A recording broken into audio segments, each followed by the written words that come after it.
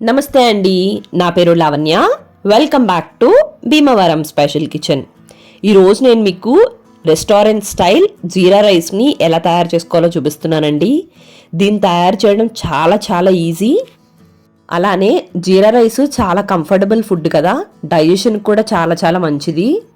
చిన్న పిల్లల నుంచి ముసలివాళ్ళ వరకు కూడా ఎవరైనా హ్యాపీగా తినొచ్చు. ఎటువంటి మసాలాలు కూడా దీంట్లో వాడమన్నమాట. మరి దీన్ని ఎలా ప్రిపేర్ చేసుకోవాలో చూసేద్దామా. దానికోసం ఒక బౌల్లోకి ఒక గ్లాస్ బాస్మతి రైస్ని తీసుకుని శుభ్రంగా కడుక్కోండి. మీరు కావాలనుకుంటే దీన్నే నార్మల్ రైస్తో కూడా తయారు చేసేసుకోవచ్చు అనమాట. ఒక 3-4 సార్లు శుభ్రంగా కడిగేసుకున్న తర్వాత దీంట్లోకి ఒక 2 గ్లాసుల దాకా కూడా నీళ్ళని పోసుకుని ఒక అరగంట నుంచి గంట వరకు కూడా నానబెట్టేసుకోండి.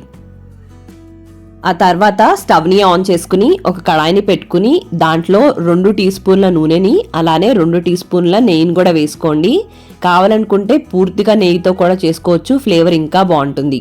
ఆ తర్వాత దీంట్లోకి 2 లవంగాలు, చిన్న దాల్చిన చెక్క ముక్క, 2 యాలకులు, అలానే 2 పచ్చిమిరపకాయలని ఈ విధంగా కట్ చేసుకుని వేసుకోండి. అలానే ఒక 2 రెమ్మల కరివేపాకు, ఒక బిర్యానీ ఆకు కూడా వేసేసుకుని దీంట్లో మెయిన్ ఇంగ్రీడియంట్ అయిన 2 టీ స్పూన్ల జీలకర్రని వేసుకుని ఇవన్నీ కూడా దోరగా అయ్యేంత వరకు వేయించుకోండి. గుర్తుంచుకోండి, జీలకర్ర మాడకూడదు.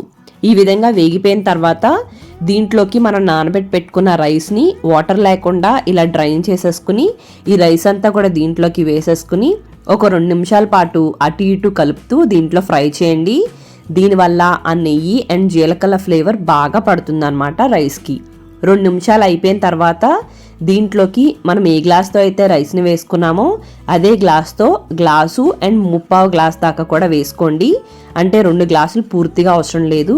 అలానే దీంట్లోకి 1.5 టీ స్పూన్ దాకా కూడా ఉప్పు వేసుకోండి. అదే కనుక కుక్కర్లో చేస్తే 1.5 గ్లాసుల దాకా నీళ్ళని పోసుకుని ఒక 2 విజిల్స్ వస్తే సరిపోతుంది. అదే కనుక కడాయిలో చేసుకుంటే ఈ విధంగా మరొకసారి బాగా కలిపేసుకుని మూత పెట్టుకుని హై ఫ్లేమ్లో ఈ నీళ్ళని బాగా మరగనివ్వండి.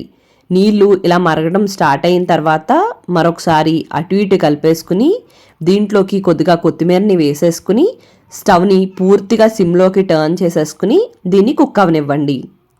సిమ్లో పెడితే కుక్ అవుతుందా అని డౌట్ ఏం అవసరం లేదండి. చక్కగా చిన్న ఫ్లేమ్లో అలా ఉడికితే రైస్ కూడా పర్ఫెక్ట్గా కుక్ అయిపోతుంది అన్నమాట.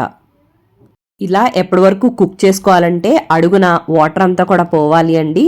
లైట్గా తడిగా ఉంటుంది, అప్పటి వరకు దీన్ని కుక్ చేసుకుంటే సరిపోతుంది.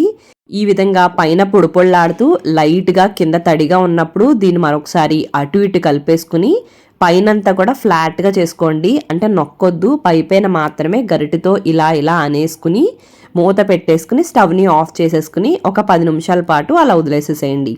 10 నిమిషాల తర్వాత తీసుకుంటే మనకి పర్ఫెక్ట్గా రైస్ పర్ఫెక్ట్గా కుక్ అయిపోతుంది అండి. చూసారు కదా, ఈ విధంగా పర్ఫెక్ట్గా కుక్ అయిపోతుంది. మరొకసారి దీన్ని కలిపేసుకుని సర్వ్ చేసేసుకోవడమే. దీంతో పాటు పన్నీర్ బటర్ మసాలా కానీ, కాజు మసాలా కానీ, లేదంటే దాల్ తడక లాంటివి తింటే చాలా చాలా బాగుంటుంది. అలానే నాన్ వెజ్ తినే వాళ్ళకైతే చికెన్ గ్రేవీ కానీ, మటన్ గ్రేవీ కానీ తింటే ఇంకా బాగుంటుంది. మరి మీకు ఈ వీడియో నచ్చినట్టయితే లైక్ చేయండి, కామెంట్ చేయండి, మీ ఫ్రెండ్స్కి, రిలేటివ్స్కి అందరికీ షేర్ చేయండి. మీరు నా ఛానల్ని ఫస్ట్ టైం చూస్తున్నట్టయితే సబ్స్క్రైబ్ చేసి పక్కనే ఉన్న బెల్లో ఆల్ అని ప్రెస్ చేస్తే నేను ఈ వీడియో పెట్టిన మీకు నోటిఫికేషన్ వచ్చేస్తుంది. థ్యాంక్ యూ అండి. మరి మళ్ళీ వీడియోలో కలుద్దాం.